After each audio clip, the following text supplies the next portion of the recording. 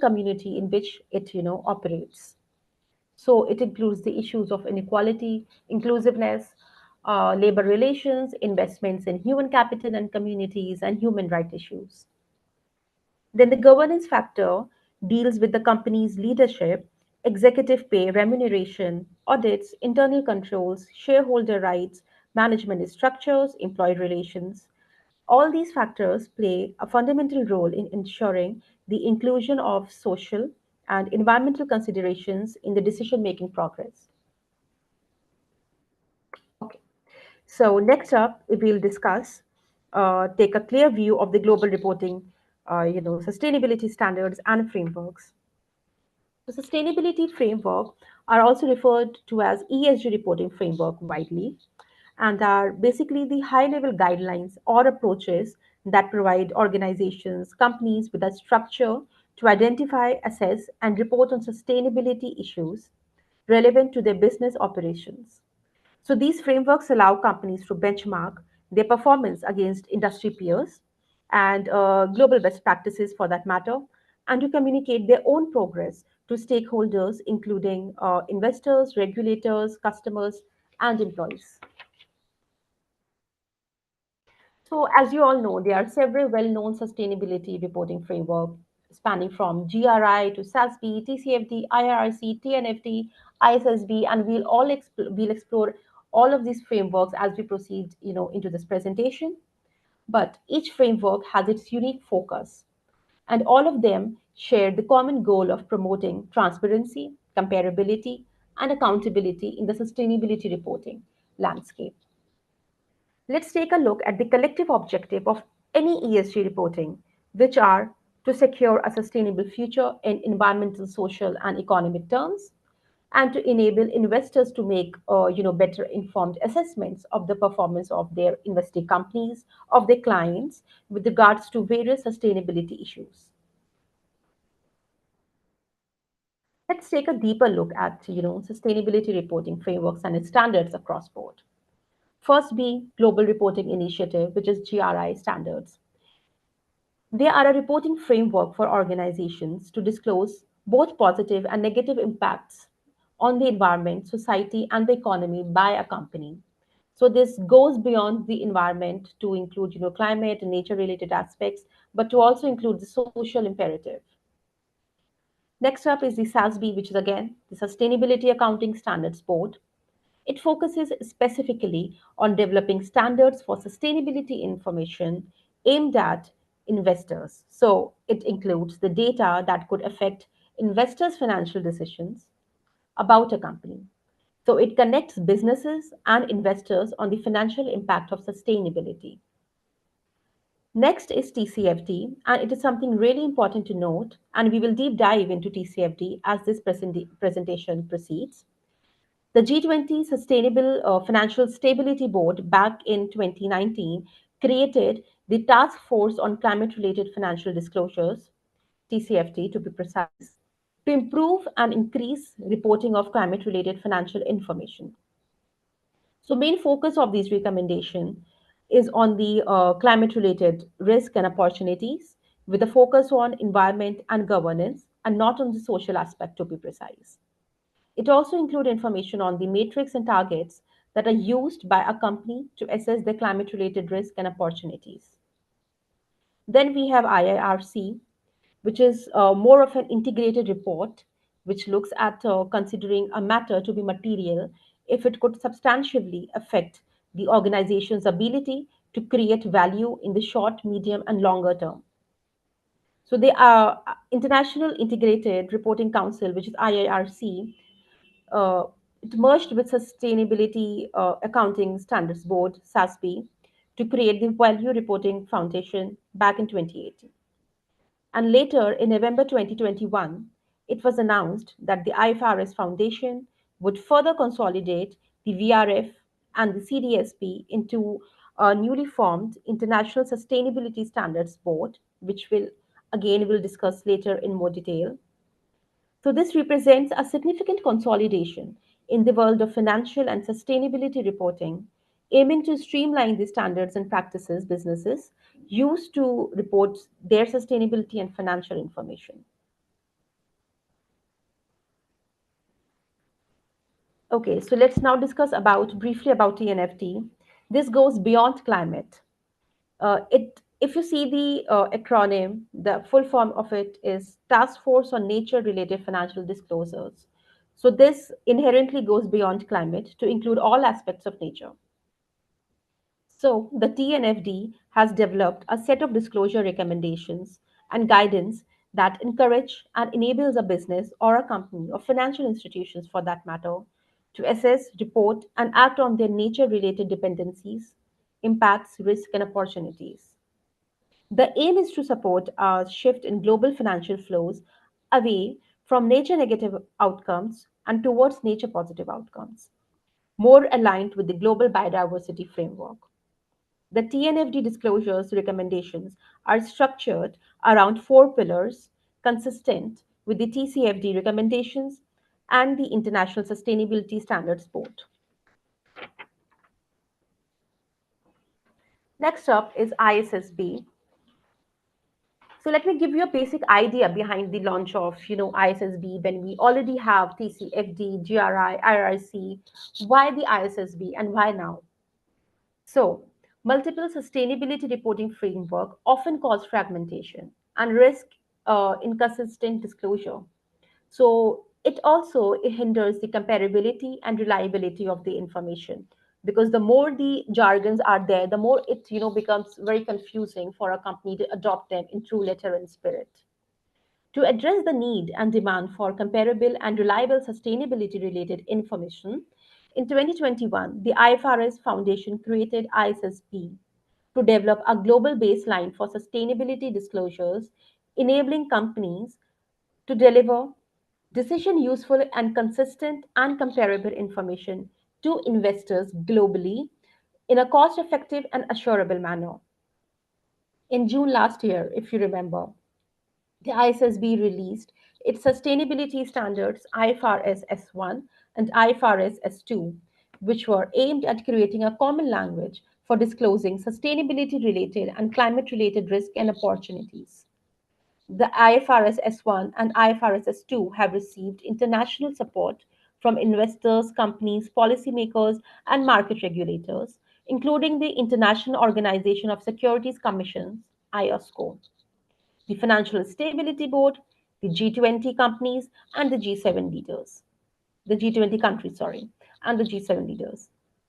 In the most recent COP28, which happened recently in UAE, approximately 400 organizations from 64 jurisdictions committed to advance the adoption or use of the ISSB standards at a global level.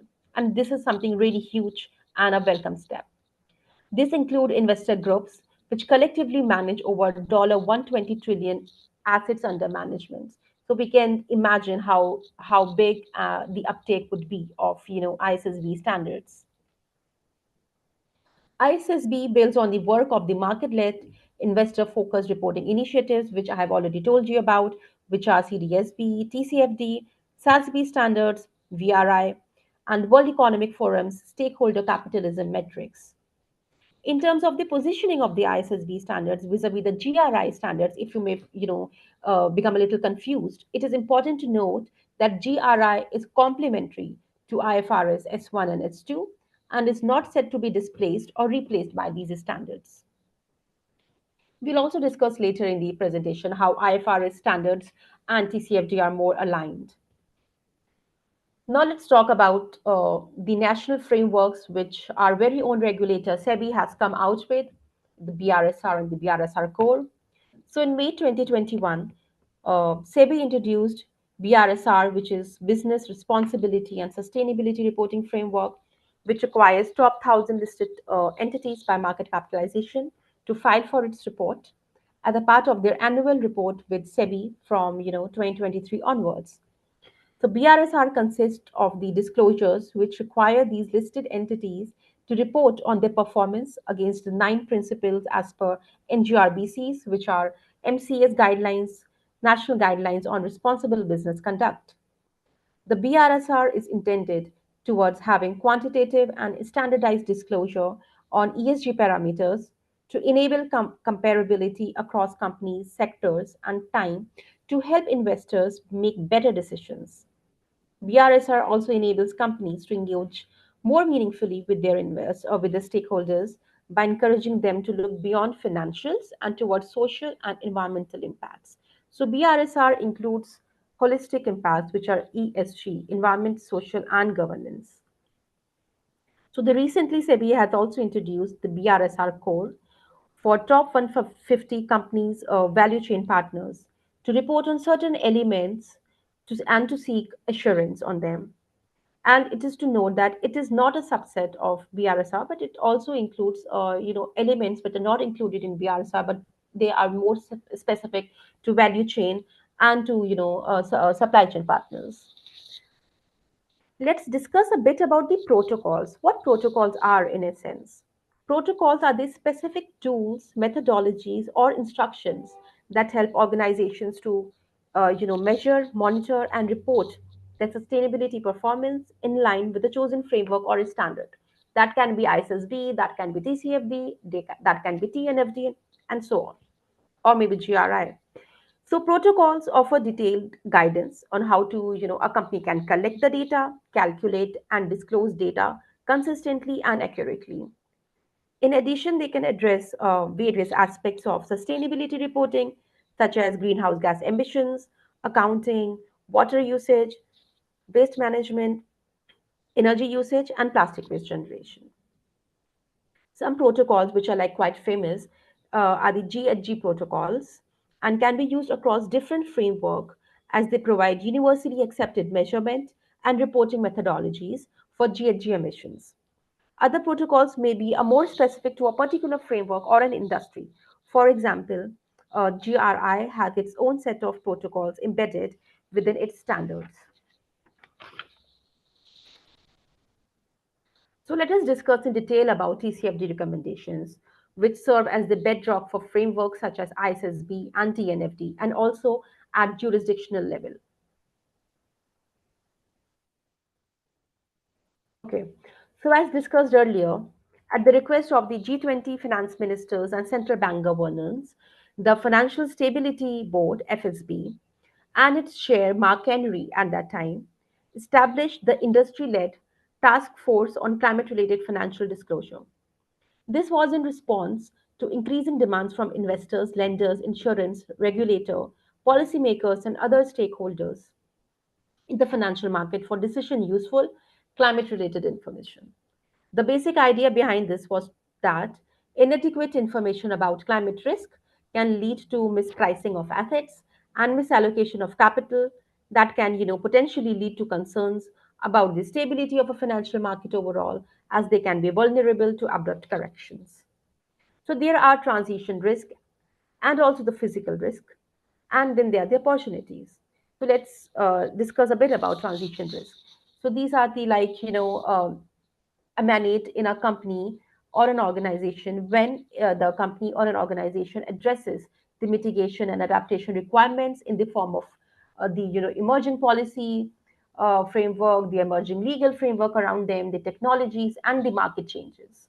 So if a company adopts, and adapts the emerging policies or the legal framework, technology for that matter, then it also faces the transitions risk in the process.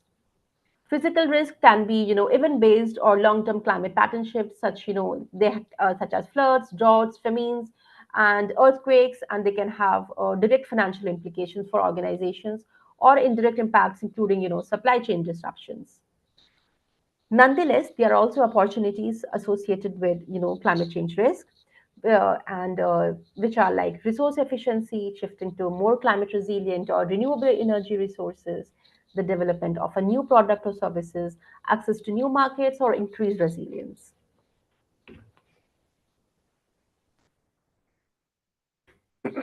Okay, so now let us discuss about the four core pillars of, on which TCFD recommendations foundation is laid.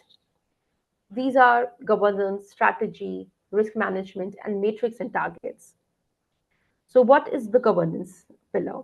So, the organization's governance around the climate-related risk and opportunities play a bigger role in, driving the governance and strategies around it. how much a board, the board of directors of a company are sensitized with the knowledge around climate related risk, climate related opportunities, and everything around this under the sun related to climate, to make them to enable them to take better decisions. Next up is strategy, is the actual and the potential impact of the opportunities on the organization's business strategy and financial planning. So, it requires disclosures around describe the climate related risk and opportunities the organization has identified over the short and medium and long term. Then disclosures around the impact of climate related risk and opportunities on the organization's business strategy and financial planning. Then the disclosures by the company on the resilience of the organization strategy, how resilient it is, taking into consideration different climate related scenarios, including 2 degrees Celsius or even lower scenarios. Next up is the risk management. So the disclosures, how the organization identifies, assesses, and manages its climate-related risk. So it includes, disclosures around how an organization identifies and assess the climate-related risk, how an organization processes for, managing climate-related risk. Then describe the processes for the, how a company is identifying, accessing, and managing its risk and opportunities. Then the fourth and the final pillar are the matrix and the targets, such as, it can be portfolio targets and absolute targets, and GHG emissions intensity targets, how GHG emissions are are reduced over the period of time. That can be net zero targets, and in some cases reduction in the methane targets. So it basically asks the information and the disclosures on the matrix and targets that are used to assess and manage relevant climate related risk. For example, reducing their GHG emissions for that matter, or the carbon emissions overall, and opportunities where such information is relevant and material. So these 11 core, elements under each of the pillars that you can see, they are designed to help investors and others understand how reporting organization considers and assess climate related risk and opportunities and the financial impacts. You can also access, free courses on TCFD Knowledge Hub, which is powered by CDP. I have also pasted a link here.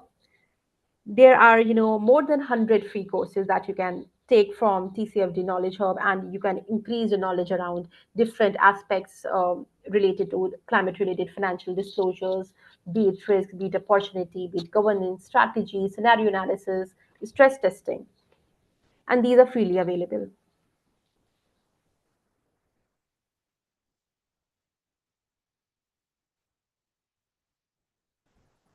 Okay, so what I would like to highlight today in this slide is a few aspects of the TCFD and ISSB alignment. In the first instance, just to remind everyone here that the ISSB standards stipulate general requirements as well as requirements related to specific themes and industries. So the first theme that we have seen in last year is centered around climate. So, but in coming time, we'll see other related themes also. So ISSB standards have remained consistent with the four core pillars or the four focus areas of TCFD that we have just discussed, being governance, strategy, risk management, matrix and target disclosures, and specific 11 disclosures that were, under each of the focus areas. So the only areas where the TCFD and ISSB climate standards differ really is some, slight differences in the level of granularity or additional or different language that is being used. But largely, they are pretty much aligned. So TCFD are the recommendations on which the ISSB standards are framed, and they go beyond what is asked in TCFD, and they cover other holistic, parameters to be disclosed by a company. These differences take, forms such as ISSB standard use different wordings to capture the same information as the TCFD recommendations. In other words, in these cases, the requirements in ISSB standards are described as being broadly consistent with the TCFD. And ISSB standards require more detailed information, that is in line with the TCFD recommendations, and it also differs from the TCFD guidance, but not from the TCFD overall recommendations. So mainly by providing additional requirements and guidelines. Hence, it is something extra, not something less. So there are additional requirements in IFRS S2 standards. These, include the requirements for the companies to disclose industry-based metrics, to disclose information about their planned use of carbon credits to achieve their, net emissions targets, and to disclose additional information about the financed emissions. So the TCFD has been a trailblazer in raising the practice and quality of climate-related disclosure, and the ISSB is only building on that legacy. The incorporation of the TCFD recommendations into the ISSB standards has provided yet further simplification of the so-called alphabet soup of disclosure initiatives of companies and investors.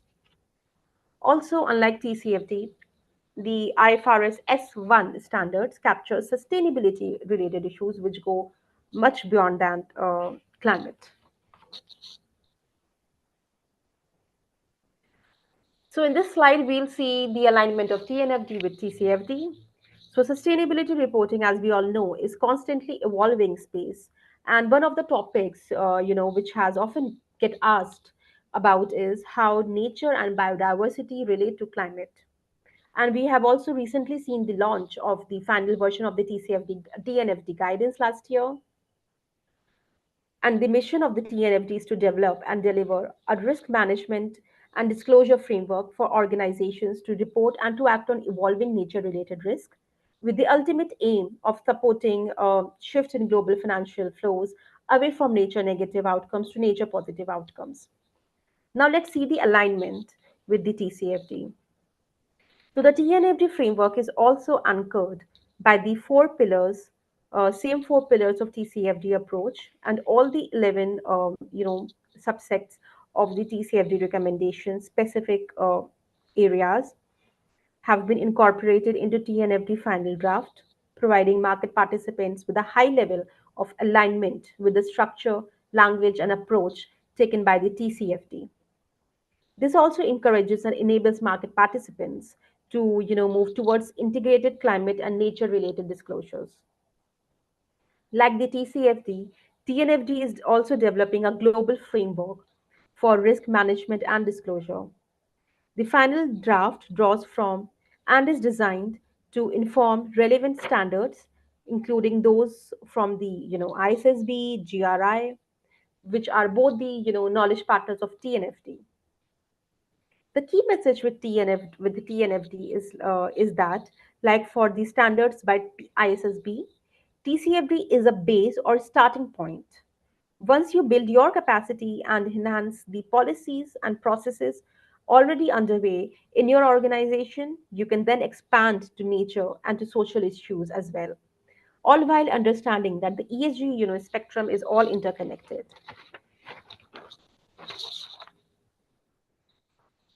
Now let's see a building block approach. How do all these frameworks fit together in practice? This image here is a useful concept from the IFRS Foundation's site, which looks at the different frameworks in a building blocks approach. So, to consider the financial reporting in the center or on the bottom as the foundational first block of the information. This is what most companies already report on. They report on the financial reporting. Building on that information is a red box, which helps to put that financial information into a broader context, really understanding the sustainability related matters that may reasonably create or erode enterprise value, or in other words, have a financial impact on the organization's reporting over a short, medium, or a long term.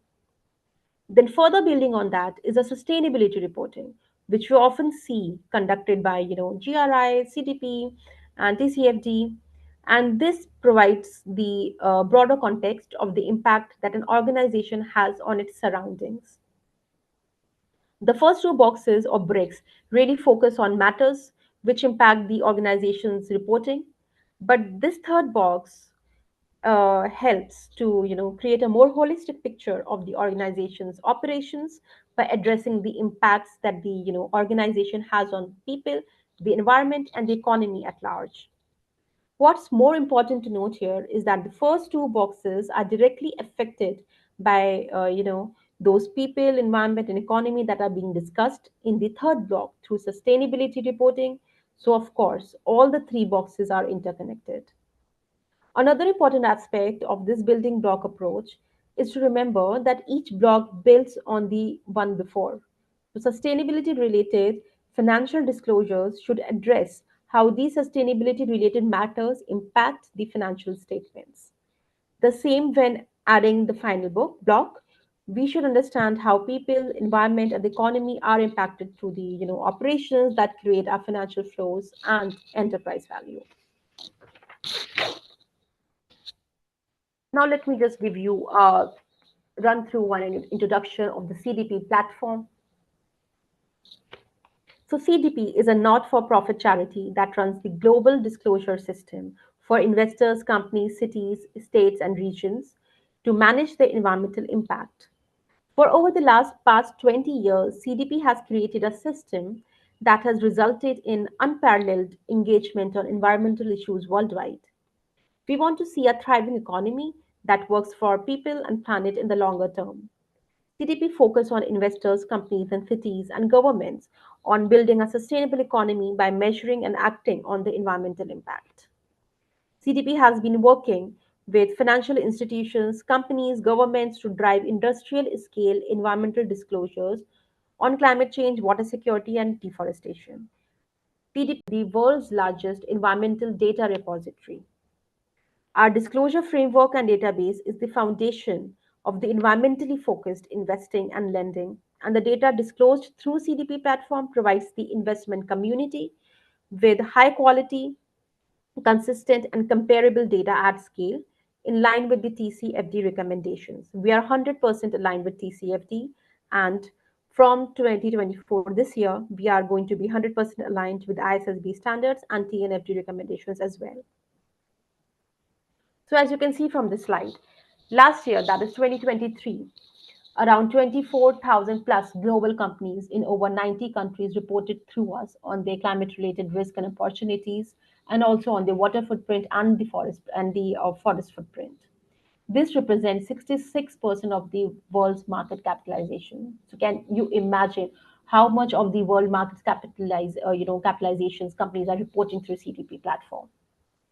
More than 1,100 cities, states, and regions have shared their best practices and progress and how to deal with, they are dealing with the climate-related um, negative impacts, how they're making their cities, their regions, their state more resilient and more adaptable to the climate-related adversities. We have around 340 plus supply chain members and which are asking global purchasing companies there to disclose to us, and this represents US dollar 6.5 trillion in buying power. And all of these information goes to the 740 plus institutional investors that we have as capital market signatories. These investor signatories request information directly through CDP to ask these reporting companies, which are part of their portfolios. And these 740 plus investor signatories represent US dollar $1 136 trillion in assets.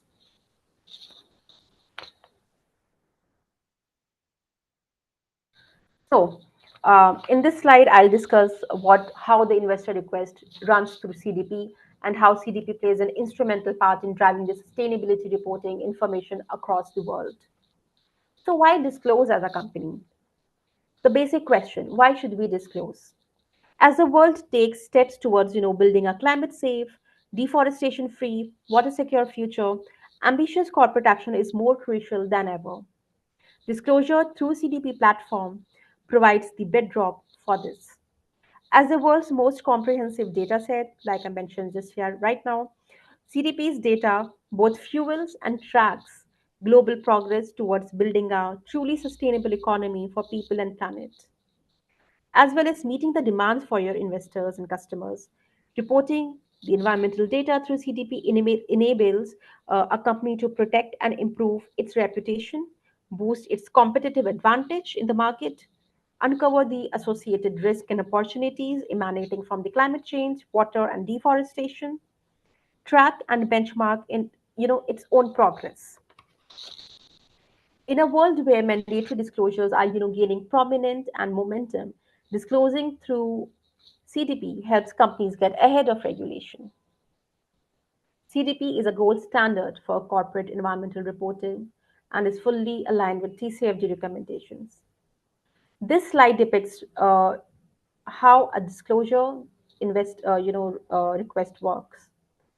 So CDP's global disclosure system equips capital markets with the data that is needed to engage with their portfolio companies on their environmental impacts and financial institutions with reliable, comparable data to base their lending and investments decisions on.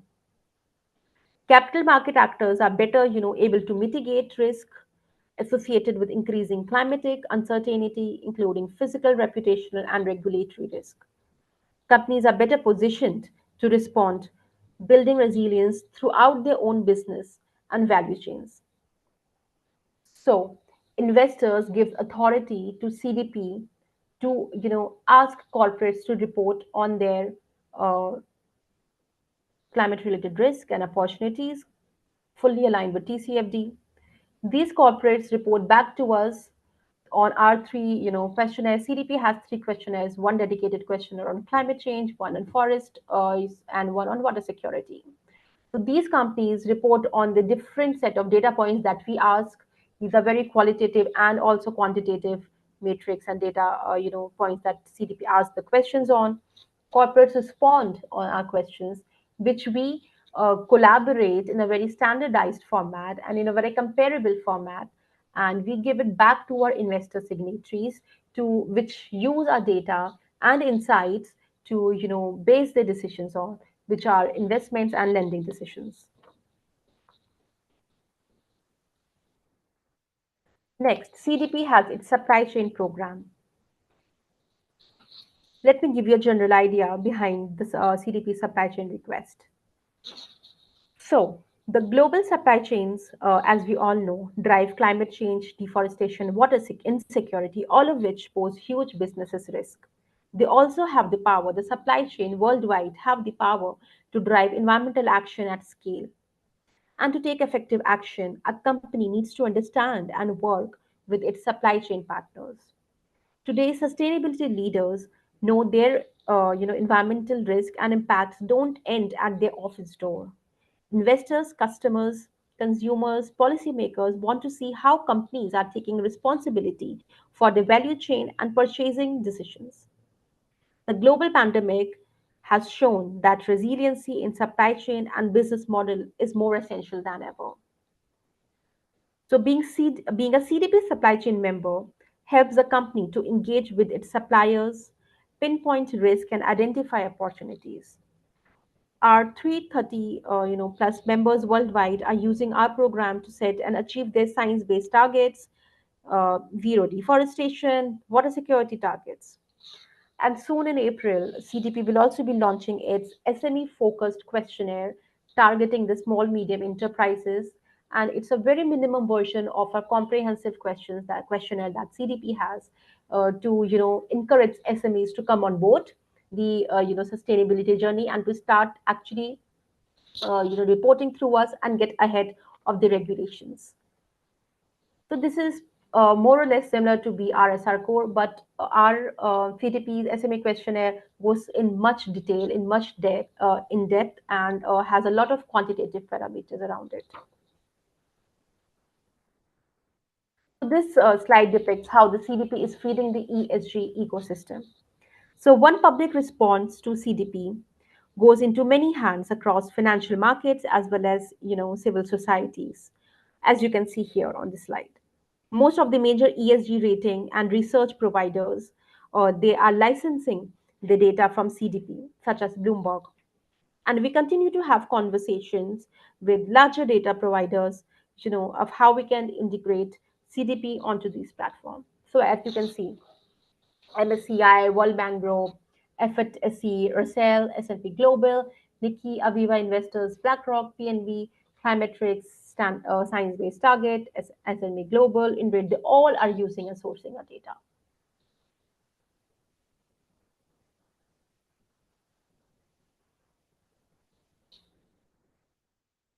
So here we'll see how TCFD recommendations are translated into CDP matrix. TCFD recommendations will ensure CDP has recognized that TCFD recommendation will ensure climate related information is integrated into mainstream financial reports, providing transparency and a roadmap to meet the commitments of the Paris Agreement. CDP has also committed, to align with TNFD and ISSB in near future. So all this help drive the adoption of the TCFD, TNFD recommendation by the reporting companies, and it also optimizes the reporting burden. It also speeds up the generation of decision useful information for data users. So our main motto is write once, read many. So through CDP, you can actually disclose once, and this can be and your data, your information can be interoperable through across different frameworks.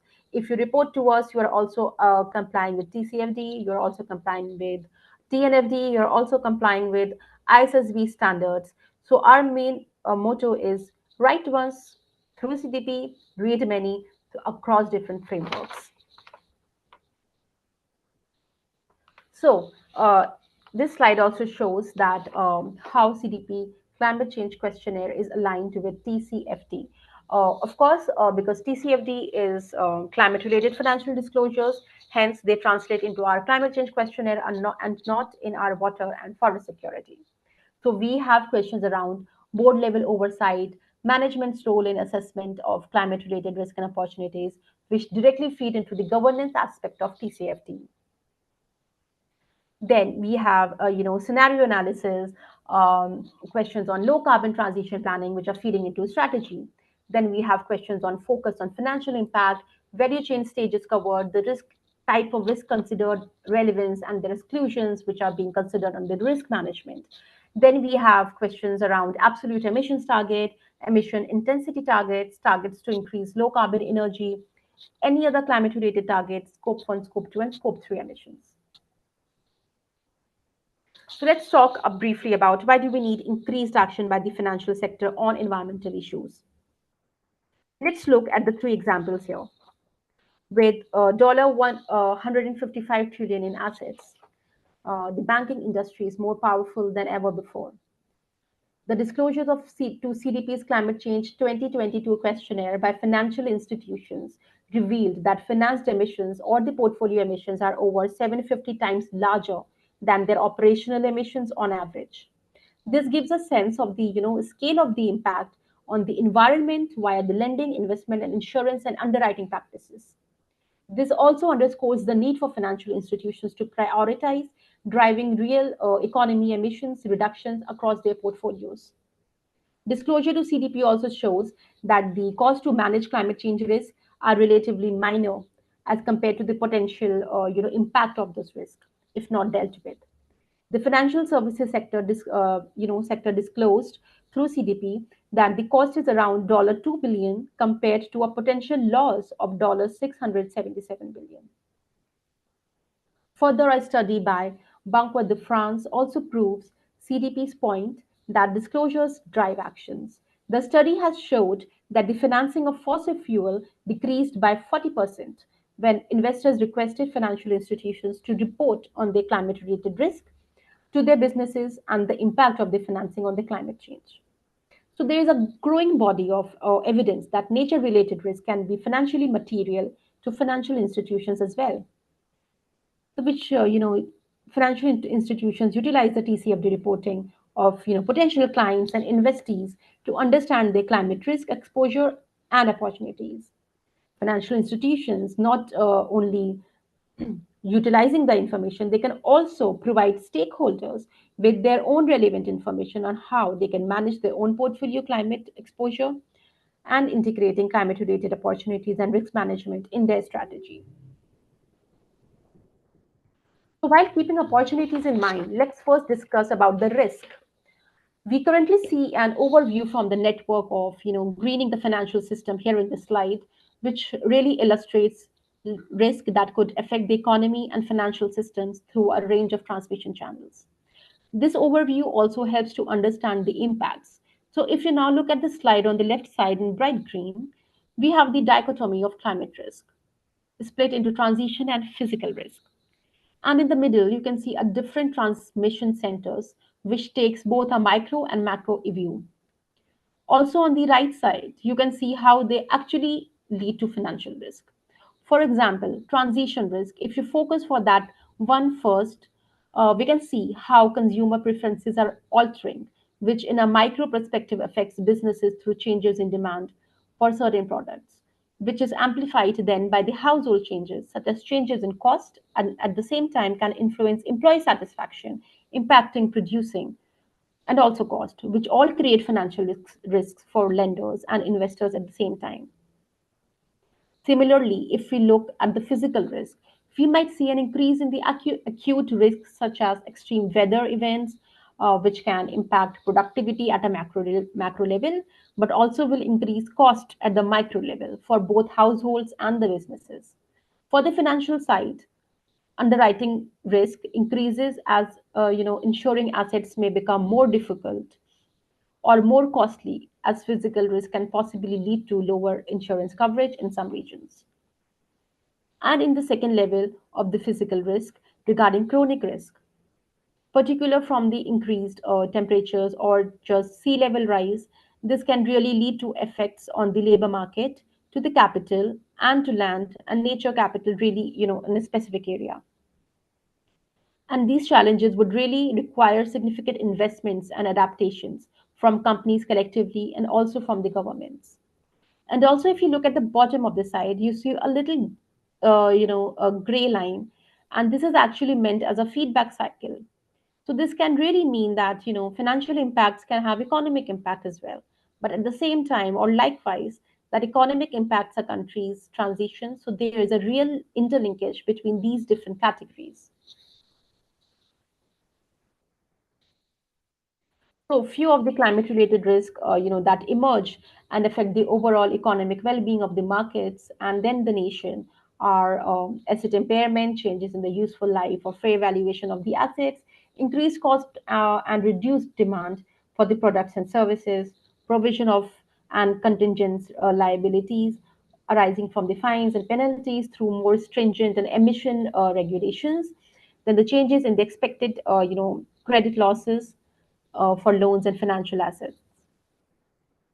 Nonetheless, if we see transitioning from a positive lens, we'll come to know that there also lie immense opportunities, such as growth and innovation through development of products and services that contribute to climate change mitigation and adaptation, improved reputation of a company within employees, customers, and other stakeholders, reduced costs through improved energy, resource efficiency, improved resiliency to the business disruptions. So while globally it is a much accepted pattern of FIs, uh, financial institutions and banks investing in environmental friendly businesses. However, in India, this narrative is still shaping up. Financial institution community in India has increasingly started to be aware about their lending and investment decisions. Also, at the same time, it is important that FI or a bank disclose on the environmental footprint and increase the financing levels for the projects aligned to the climate change action.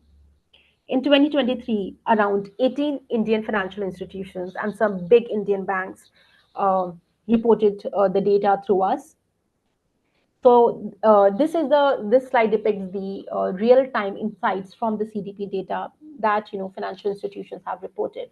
So these are the potential drivers for the risk that FIs have reported, which are climate change, climate linked disasters lead to write off, asset impairment, and early retirement of existing assets due to policy and regulatory changes. Then there are enhanced emission reporting obligations such as carbon pricing mechanism and associated its cost implications. Then there are limited understanding of the reporting frameworks due to capacity constraints, which we are trying hard to build the capacity of the Indian financial institutions through CDP. Substitution of existing products and services with lower emission options, inability to attract co-financers or investors due to uncertain risk related to the climate, increased stakeholder concern or negative stakeholder feedback, among others. Few of the opportunities that have been real-time identified by the FIs reporting to CDP are development of new revenue streams from emerging and new environmental markets and products, access to new markets, development or expansion of low emission goods and services, digital transformation, reputational benefits resulting in increased demand for their goods and services, development of climate adaptation, resilience, and insurance risk solutions, use of lower emission sources of energy, among others. Let's towards the end of the session, I'm very conscious of the time. It's 4:50 already. So we'll discuss briefly about the upcoming consultation document by the RBI. So as we all know, yeah. So previously, back in 2022, RBI came out with its consultation document on sustainable finance and climate-related risk, which discussed different a holistic picture of the climate related disclosures by Indian regulated entities that fall under RBI, which are the banks, the asset managers, the NBFCs. So there were the questions around what should be the immediate priorities in shaping the policy discourse on climate related risk in India, what actions would help foster a more sustainable and resilient financial system, then it also directed towards a roadmap, which was what should be the way forward for the regulatory policy framework for climate risk in an emerging market like India, keeping in view its aspects such as demography, geography, etc. Is there any plan or contemplation in the regulated entities to integrate climate and environmental consideration in the core activities of lending and investment? Then there were questions around risk framework, like what are the main challenges in integrating the climate related risk in governance, strategy, and risk management? What is needed to overcome these? What are the plans in place being contemplated regarding the same? So these are all the questions that RBI asked real time from its regulated entities, from the international organizations, from the CSOs to answer them on. And we CDP also participated in the consultation document, and we also provided our holistic information and our consolidated response to those questions. Then there were questions around climate related stress testing, like what are the potential challenges in developing climate related stress testing and the scenario analysis framework for regulated entities. And then there were questions around TCFD alignment, what could be the overall timeline for the implementation of disclosure or TCFD framework, which should, recommendations should be prioritized. Also on the disclosures on the quantitative and qualitative aspect. Then there were the what next kind of question, like what measures would you suggest the RBI of India could consider with respect to climate related risk in sustainable finance? So now you all must be aware that just very recently, RBI has proposed making it mandatory for banks and NBFCs to disclose information about their climate related financial risk. So RBI has unveiled its draft guidelines on the disclosure framework on the climate related financial risk for regulated entities, which are out in public domain and up for public consultation till 30th April. These guidelines are set to apply to a wider array of regulated entities, including scheduled or commercial banks, tier 4 primary urban cooperative banks, foreign banks operating in India, all Indian financial institutions, and top and upper layer of NBFCs. Regulated entities have been requested to furnish their comments and feedback by the end of April. And the CDP would also be participating in it. Okay, so the four pillars of the regulations is also based on the TCFD recommendations very much. So the current guidelines mandate regulated entities to disclose information related to the bank's ability to both identify and manage climate-related financial risk and opportunities in the credit portfolio. The disclosures by regulated entities are expected to cover four thematic pillars: governance, strategy, risk management, matrix, and targets. These are aligning completely with the global framework of TCFD. According to the reports, the RBI's climate related risk financial disclosure will rapidly percolate ESG risk identification and management to the organized sector, as the banks will now request their borrowers, their portfolio companies, their clients, their investing companies to report both their emissions and their exposures to other climate related risks. So, in addition to the portfolio performance on targets and metrics, banks will also have to report their risk, their risk on the governance mechanism, including the board's oversight of climate-related risk and opportunities, how board is sensitized by the climate-related information at large, senior management's role in assessing these risks, the identification and listing of the climate-related risk and opportunities over short, medium, and long terms, and their impacts on regulated entities, businesses, strategies, and financial planning. So unlike the recent scaled back requirements by US SEC, which have excluded scope 3 greenhouse gas emissions, the RBI's requirements are aligned with the NGFS guidelines and those of the European and other Asia Pacific jurisdictions like Hong Kong, Singapore, Australia, and encompass measurement and disclosures of scope 1, scope 2, as well as scope 3 GHG risk. Scope 3 emissions, which are the financed emissions, are the most crucial to the financial institutions because then they actually see, the impact of the lending and the investing and the insurance decisions on the climate. It's also to notice that there is a glide path, which is the phase out, or if you say the relief measures that RBI has undertaken into its regulation. RBI has specified a kind of a glide path for the disclosures with governance, risk, strategy, and management pillars. So, what it says, what it implies, these are slated for the disclosures by FI 25-26. The disclosures on governance, strategy, and risk management have to be done by FI 25-26 onwards, but the matrix and targets disclosure can be done 2028 onwards and a year later for commercial banks, NBFCs with UCBs. So the disclosure require significant changes to the regulated entities' current portfolio evaluation and maintenance process, which necessitates the measurement of portfolio risk and opportunities, and in some cases where even data is lacking, using estimates and proxies. Comprehensive end-to-end portfolio risk assessment solutions are essential for managing various risk effectively. Banks require methodologies to understand the impact of both physical and transition risk on liquidity and operational impact.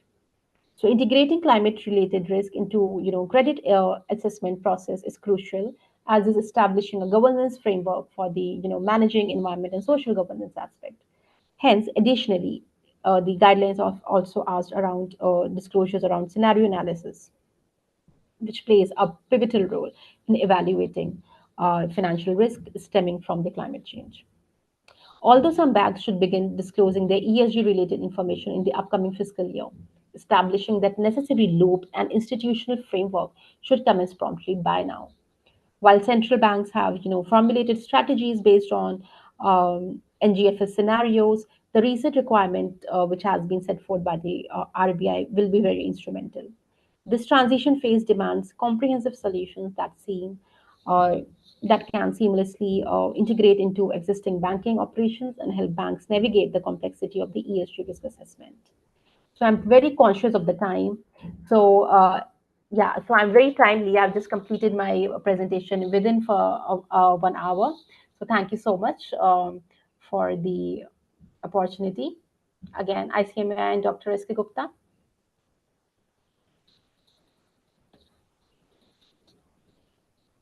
So thank you so much, ma'am, for such a nice and wonderful session, madam. Thank you My very pleasure. Thank you so much, ma'am.